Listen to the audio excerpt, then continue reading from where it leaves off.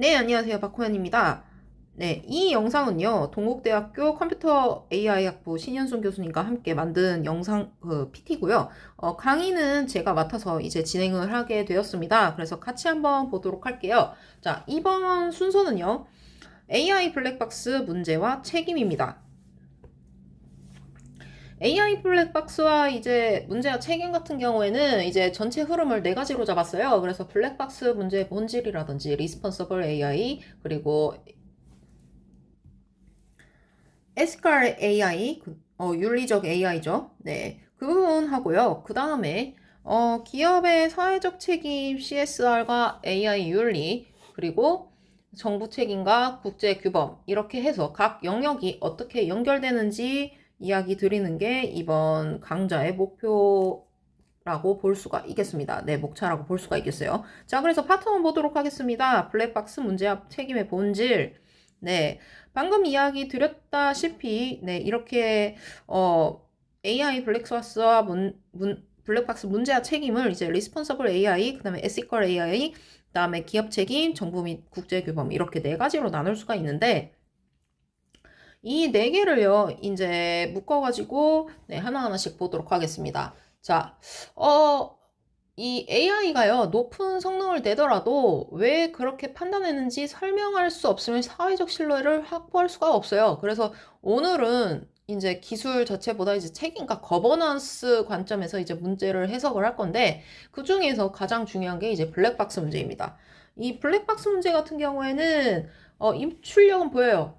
네. 입력은 못 넣는지 알죠? 이제 인풋은 내가 넣는 거니까 알아요. 그런데 프로세스가 이제 어디에서 이제 진행되는지 모른다는 말이죠. 네, 신경망이 이제 대표적인 그 예시 중에 하나인데, 다니엘 신경망은 그래도 좀 보이는데, 딥러닝부터는 이제 안 보여요. 네, 오픈 AI라든지 생성형 AI가 다 그 예시 중에 하나죠. 네, 그래서 그 부분이 이제 확인할 수 없는 구조가 되다 보니까, 블랙박스 문제라고 이야기를 칭하게 됩니다. 그래서 딥러닝 모델은 이제 수백만 개 파라미터 고차원 함수라서 인간의 논리로 어떻게 환산하는지 그것도 이제 힘들고, 그 판단의 근거 자체도 이제 책임 논의가 어떻게 할 것인지 계속 이야기가 오가고 있는 그 상황이 이제 블랙박스 문제라고 이야기를 하고 있습니다. 네. 그래서 몇 가지 조금 근본적인 이슈를 이제 이야기를 드리자면은, 문제의 정의와 원인. x를 넣었을 때 y가 나오는 건 알겠어요. 그런데 해석이 어려워요. 네, 그 부분을 이야기를 하고 있고요. 자, 그 다음에 기술적 원인 같은 경우에는 아까 이야기 드렸다시피 파라미터가 수십 개, 수백만 개, 수백억 개, 그렇게 가중치가 막 복잡하게 돼 있어요. 고차원 함수로 이루어져 있기 때문에 이거를 뭘 어떻게 논리로 이야기를 할 수가 없어요. 인간의 직관적인 논리로. 자, 그 다음엔요. 불투명성입니다. 네.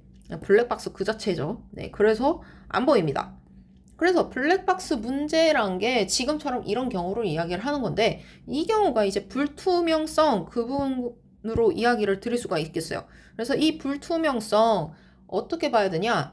설명 불가성은 이제 검증 불가성과 이제 동일하다라고 보고 있거든요.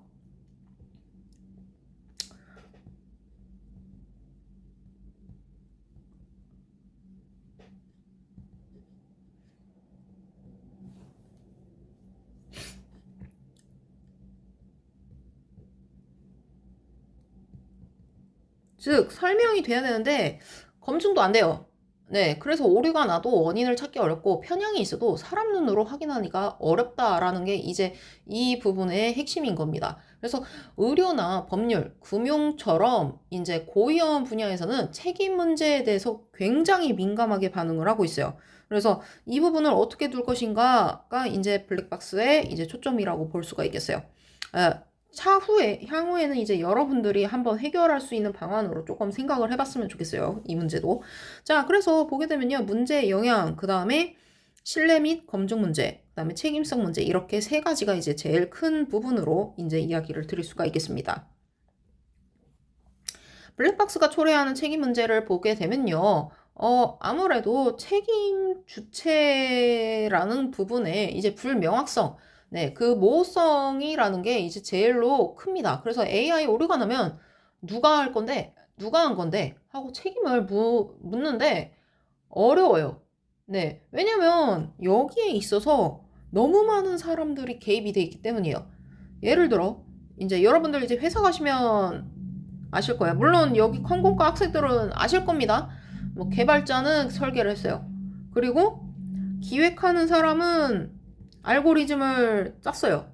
그리고 거기에 데이터 관리자, DB 관리자.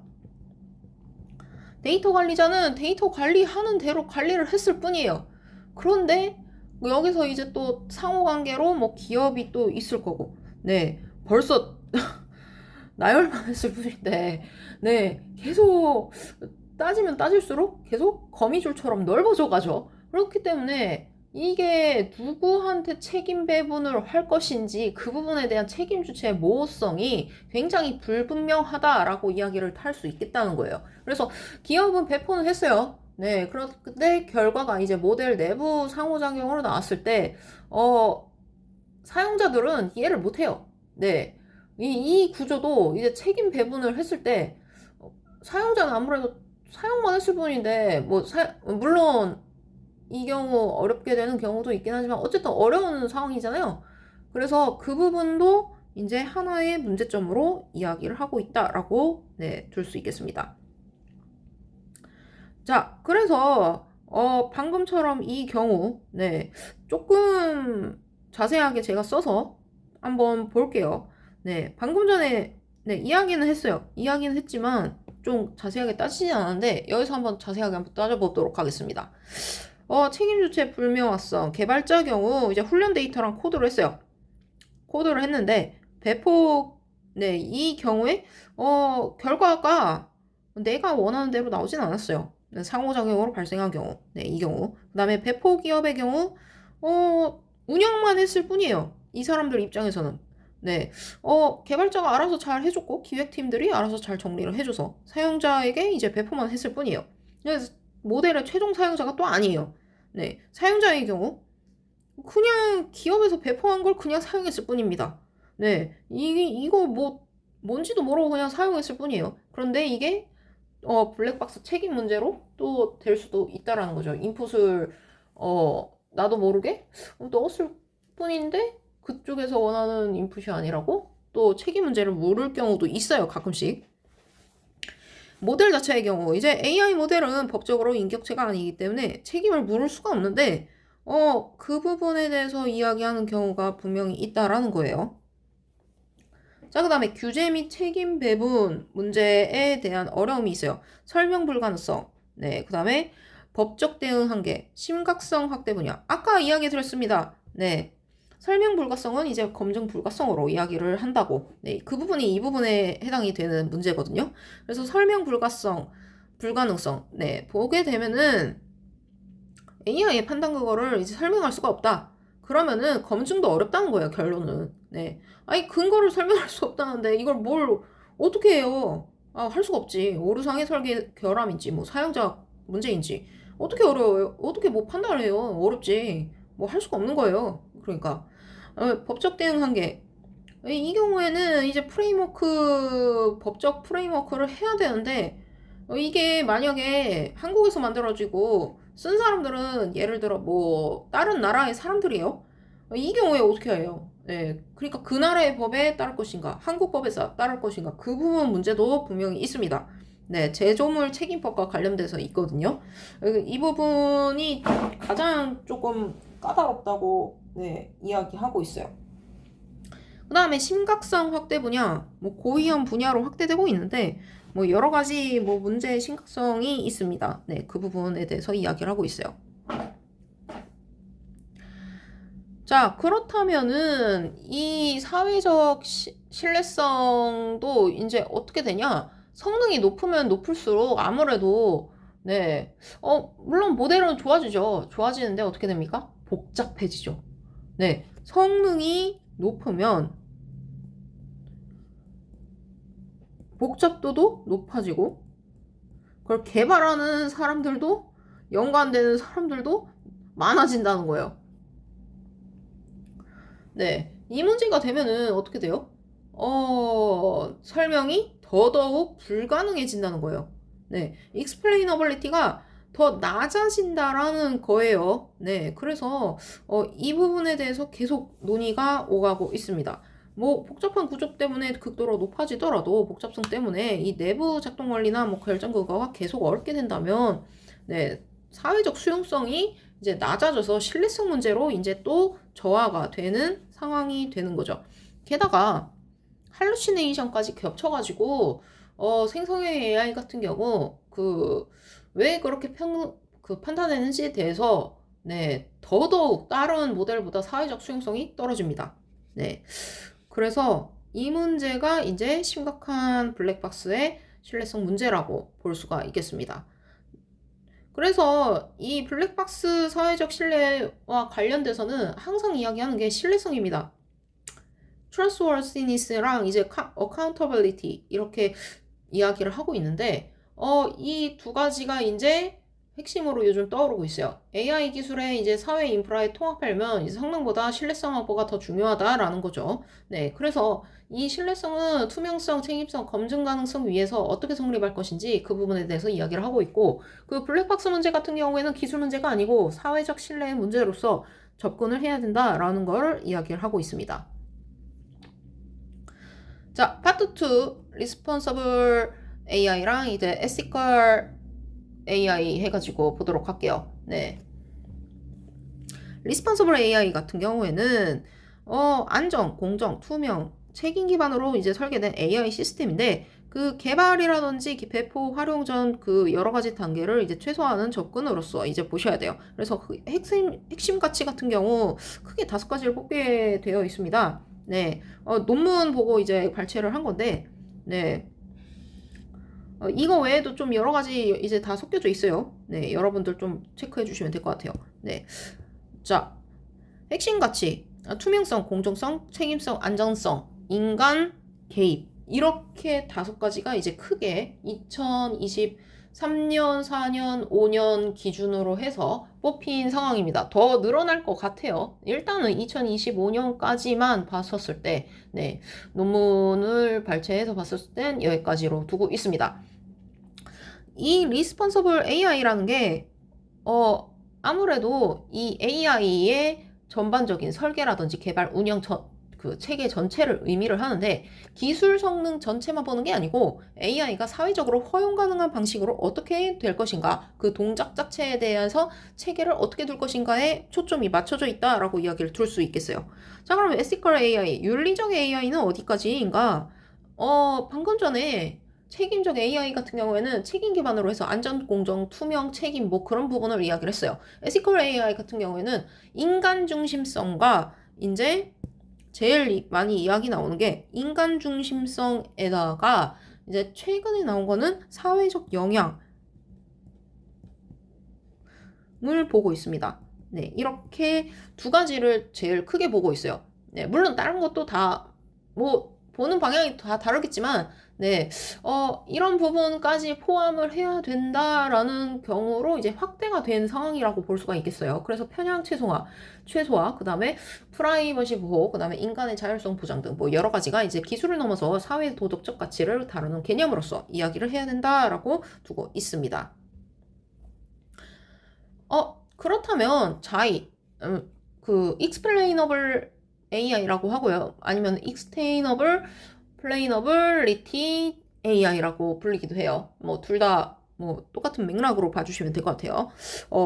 이게 논문이나 연구되는 거에 따라서 조금씩 다른 것 같은데, 네, 저는 어블로 해가지고 네, able을 붙인 상황으로 해가지고 보도록 하겠습니다. explainable AI 해가지고 네, explainable AI 네, 설명성이라고 써놓긴 했지만, 네, 그렇게 볼게요. 네, 이 자이는요, 그러니까 설명 가능한 AI잖아요. 그래서 이 설명 가능한 AI, 자이는 이제 내부 판단 근거를 이제 사람이 이해할 수 있는 형태로 어떻게 제공할 것인가. 그 부분에 이제 착안을 해가지고 설명 가능성이 단순히 설명용 기능이 아니라 책임 배분, 감사, 규제, 준수, 그 다음에 위험관리 핵심 기반으로 해가지고 접근을 해야 된다라는 것을 목표로 하고 있어요. 네. 그렇기 때문에 이 생성형 AI의 환경 문제를 줄이기 위해서 어떻게 둘 것인가, 그 기술적 접근을 어떻게 볼 것인가, 라는 것도 이제 하나의, 네, 떠오르는 부분으로 이제 중요성으로 두고 있거든요. 그래서 이 부분 판단 근거, 고위험 분야, 그 다음에 책임 및 검증 기반, 그 다음에 한강 문제 해결 이런 부분을 한 번 더 체크를 해주시면 좋을 것 같습니다. 그래서 이 부분이 이제 설명 가능한 인공지능으로 볼 수가 있겠구나 라고 체크를 해주시면 될 것 같아요. Responsible AI. 네. Responsible AI는 이제 구축을 하는데, 방금, 아까 전에는 Responsible AI가 뭔지는 배웠어요. 그러면 구축을 어떻게 할 건데, 그 부분에 대해서 조금 이야기를 해보도록 할게요. 첫째는요, 이제 데이터 거버넌스요.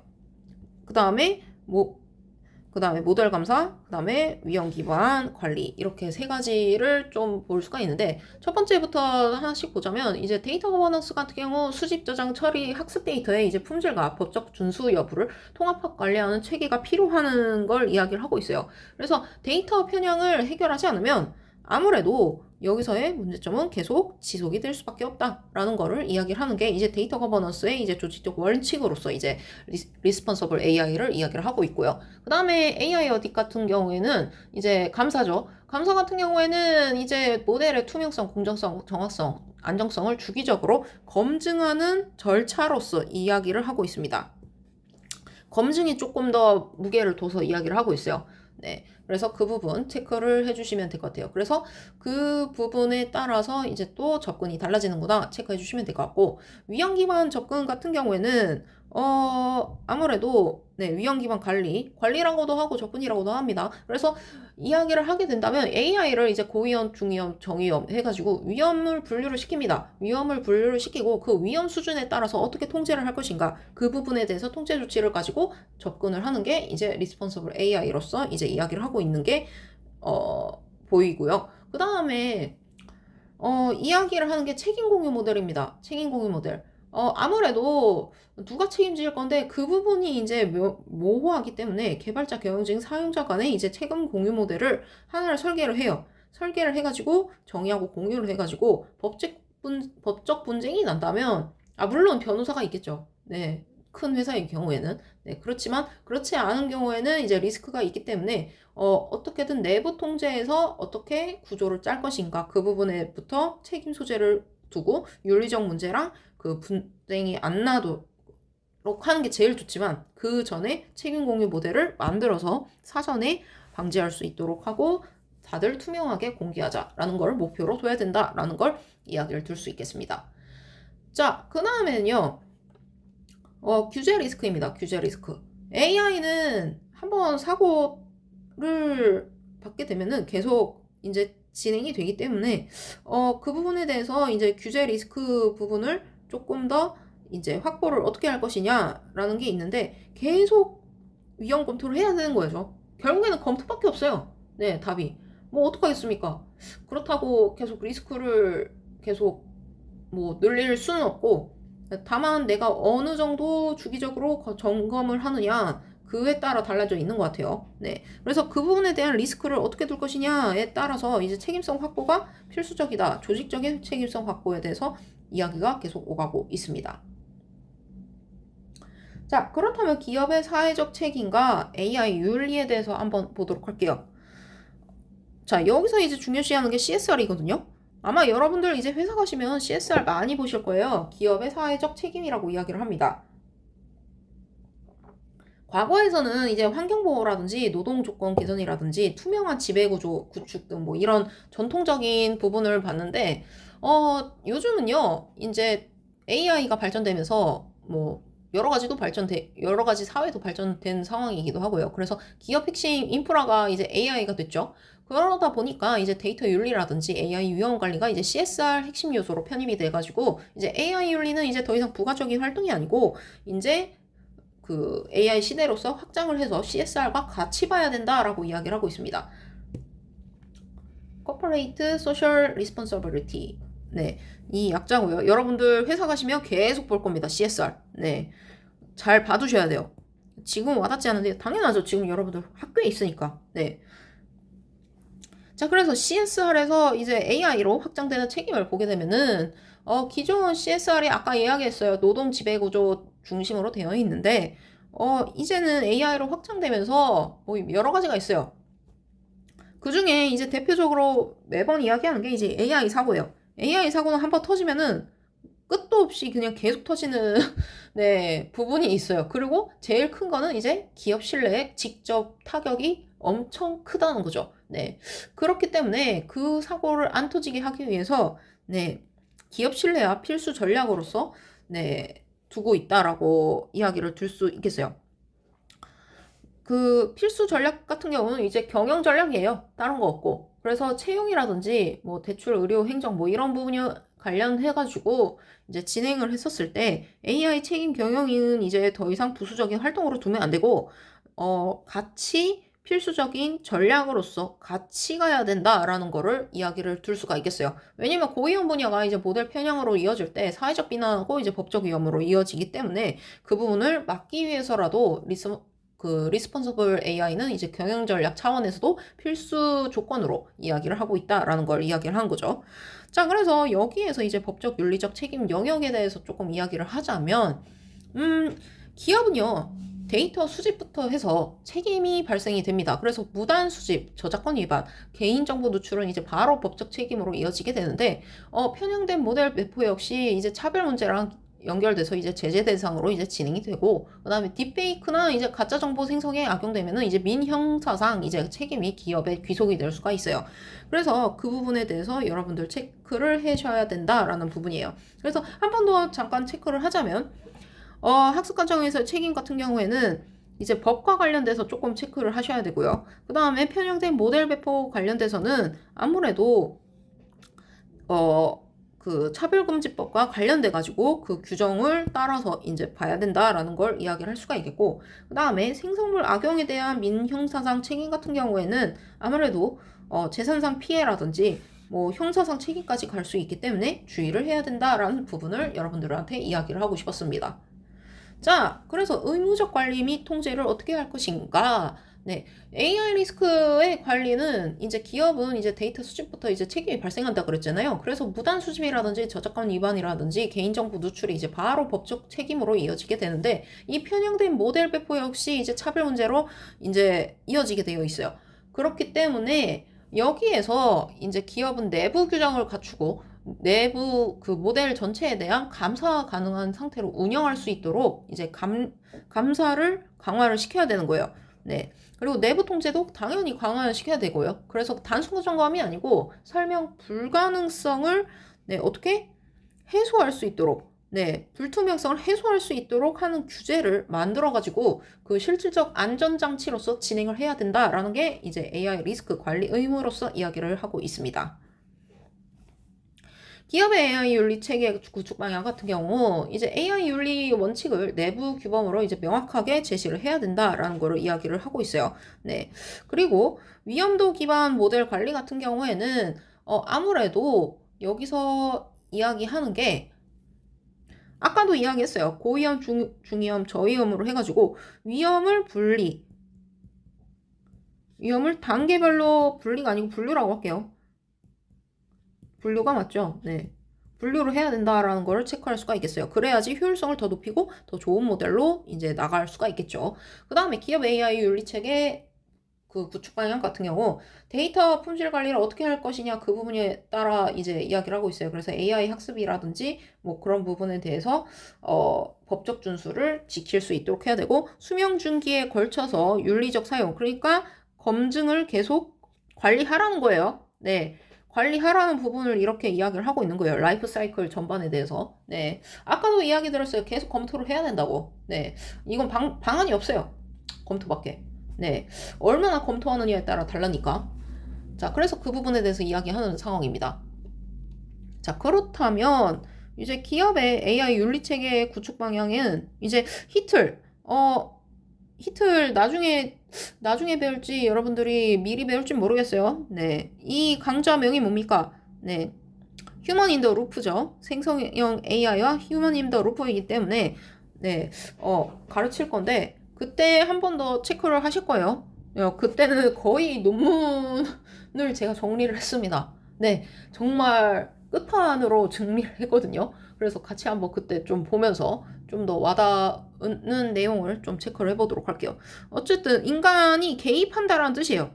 쉽게 이야기하자면 그때 가서 조금 더 자세하게 한 파트로 이야기하겠지만 그래서 그 부분 체크를 해주시면 될 것 같습니다. 네.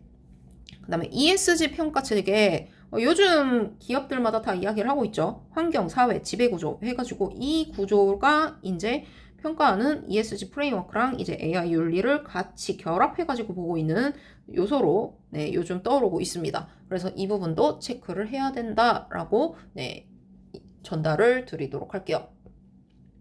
자, 그래서 정부 정책과 국제규범, 그 다음에 규제 방향은 어떻게 잡아야 될 것이냐? 정부의 역할과 이제 규제 필요성을 봤을 때 이제 AI는 이제 기술적 실패가 아니고 사회적 피해로 이제 직결이 되기 때문에 기업 자율에 맡기는 건 위험이 너무 커요. 위험이 너무 커서 이제 정부는 투명성 데이터 출제 공개라든지 편향 평가 그리고 고위험 AI 인증 등 뭐 여러 가지 요구하는 방향으로 가고 있어요. 그래서 그 부분을 갖고서 이제 진행을 하되 EU AI 액트에서 이제 세계 최초 이제 AI 종합 규제 체제로 이제 들어갈 텐데 고위험 AI 분야로 의료, 금융, 채용, 교육 등 뭐 여러 가지가 있어요. 그래서 이 AI 그 액트는 이제 가장 그 강력한 글로벌 규제예요. 네, 한번 이야기했었던 것 같아요. 제가 GDPR과 같이 맞물려 가지고 GDPR은 이제 데이터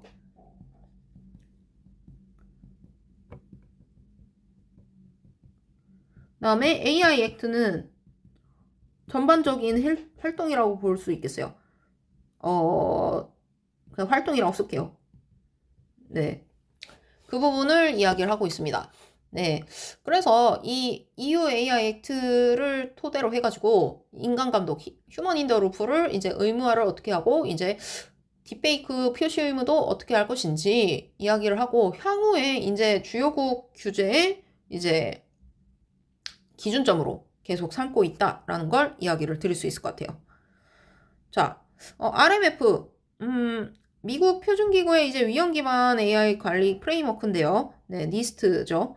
배웠습니다, 저희. 네. 그래서 이 가번, 맵, 메저, 그 다음에 매니지 해가지고 이렇게 4개 단계로 구성되어 있어요. 이게 단계거든요. 4대 축, 4대 단계라고도 해요. 해서 기업이 독자적으로 이제 리스폰서블 AI 체제를 어떻게 구축할 수 있을 건지 그 부분을 이제 목표로 두고 있다라고 하는 게 네, 이 니스트 AI RMF를 이야기를 하고 있습니다. 자세한 사항은 제가 여기 다 써놨어요. 힘들게 이거 다 조사하고 요약한 건데 네. 체크하세요. 네.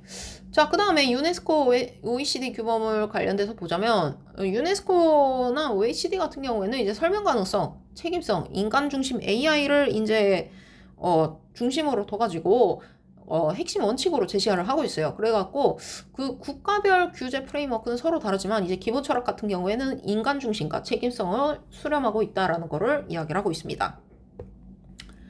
우리나라 같은 경우 이제 개인정보라든지 아니면은 저작권 중심으로 이제 강화를 하고 있는데 점차 이제 확대가 될 거예요. 아무래도 GDPR이나 AI 액트, 미국 같은 이제 리스트 기관보다는 조금 약하긴 하지만, 네, 점차 지금 위험 리스트가 점점 커지고 있어요. 네, 그래서 공공기관 AI 윤리 가이드라인도 엄청 확대가 되고 있고, 그리고 기업 대상 위험 관리 체크리스트도 계속 개발이 네, 현재 진행 중으로 네, 보고 있습니다. 웬만한 그 개발은요, 이 키사에서 진행이 되고 있어요. 네.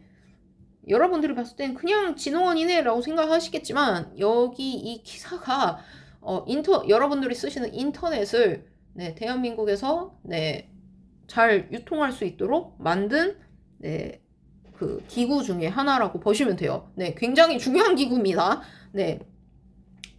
자, 그래서 이렇게 둘 수가 있겠고, 한번 정리하고 마무리 짓도록 하겠습니다. 자, 그렇다면 이번 장의 핵심 정리는 무엇인가? 블랙박스 문제는 이제 성능이 아닌 책임, 신뢰, 투명성의 문제라고 이제 둘 수가 있겠고, 리스폰서블 AI는 이제 기술 수준이 아니고 사회적 책임의 프레임워크로 봐야 되는 거고, 그 다음에 기업은 CSR 확장으로 이제 AI 윤리 체계가 구축이 의무화가 되고 있다. 이 부분이 이제 제일 중요한 거고요. 정부와 국제기구 같은 경우 고위험으로 이제 AI 중심의 규제가 정착되고 있는데, 여기서 이제 궁극적으로 이제 궁금한 거는 이제 검증 가능한 AI가 AI 거버넌스로 핵심으로 떠오를 것이냐, 이 부분을 보고서 여러분들이 체크를 해줬으면 좋겠다라는 부분 이야기 드리겠습니다. 자, 그래서 오늘 배운 거, 많았어요. AI 블랙박스 문제와 이제 그 책임에 대해서 네, 중점적으로 이제 다뤘는데, 한번 쭉 보고 여러분들의 저작권이 네, 어디로 가고 있는지, 그리고 윤리 체계가 아직은 우리나라 같은 경우 미비합니다. 그리고 발전 단계에 있어요. 그래서 한 번쯤 여러분들이 생각을 해보시면 좋겠어요. AI 이야기는 하는데 개발자는 너무 많아요. 그런데 요즘 이제 떠오르고 있는 게 데이터 관리자가 없고, 네, 그래서 데이터 관리자 관련돼서 SQL 관련 언어를 뽑는 사람들이 그 수요도가 너무 높아졌고요. 네, 예전에 파이썬이었는데 저희 때는 파이썬이었거든요. 네, 불과 5년 전에는. 저 그렇게 나이 많지 않습니다. 어쨌든가 네, 이거는 그냥 여담게 이야기하는 건데 어쨌든 그렇습니다. 네, 그런데 요즘 근래에 이제 SQL 배웠다 하면 다들 그냥 모셔가겠다라는 분위기예요. 네, 데이터는 빅데이터로 쌓일 대로 쌓였는데 관리가 없다. 그 얘기죠. 그것도 있고, 그리고 이제 관리 체제에 대해서 어떻게 할 것인지 이제 본격적으로 요즘 이야기가 떠오르고 있어요. 화제 이슈로 계속 떠오르고 있다는 거예요. 누가 먼저 깃발을 뽑을 것인가? 그 부분도 있고요. 전 세계적으로 이야기 논의하는 게. 왜냐면 그 부분을 누가 꼽느냐에 따라서 다 따라가기 때문이죠. 물론 지금 상황에서는 미국보다는 사실 유럽이 조금 더 강화된 상황인 거는 맞습니다. 네. 그렇다고 미국이 약하냐? 그런 건 아니에요. 그런 건 아닌데, 유럽 같은 경우에 막는 그 체제가 조금 수위가 높아요. 네. 그래서 확장 가능성을 조금 놓치는 부분도 조금 보인다라고 저는, 네, 제 개인적인 생각입니다. 네. 지금으로선. 네. 지금으로선 그래요. 네. 왜냐면 너무 많은 체제가 좀 막혀 있는 게 보이거든요. 네. 물론 자세하게 연구는 안 해봤지만, 네. 대략적으로 여러분들 이 강좌 만들면서 제가 논문을 다 살펴봤거든요. 보시면 여기 하나같이 주옥 같은 논문들이에요. 네. 뭔가 제가 호소하는 것 같지만, 네. 하나씩 다 넣었어요. 네. 네, 그러면서 봤어요. 보는데, 좀 여러분들이 이쪽 방향으로 좀 가면 좋겠다라고 저는 판단을 합니다. 아마 이쪽 관련돼서 AI 관리하시는 분들이 늘어날 거라고 봐요. 네, 이제 개발자는 개발자대로 너무 많이 늘었어요. 그런데 보안이라든지, 그러니까 물론 보안이라는 건 너무 복잡하기 때문에 그 보안보다 조금 더 윤리적 체계로 갈 수 있는 신뢰성이라든지 투명성이라든지 그런 부분을 이제 관리할 수 있는 사람들이 늘어나지 않을까 하고, 네, 저는 예측해 봅니다. 자, 그래서 저는 여기까지 해가지고 수업 마치도록 할게요. 네, 다음 시간에 또 보도록 하고요. 다들 제 수업 들어주셔서 감사합니다. 네, 다들 수고하셨습니다.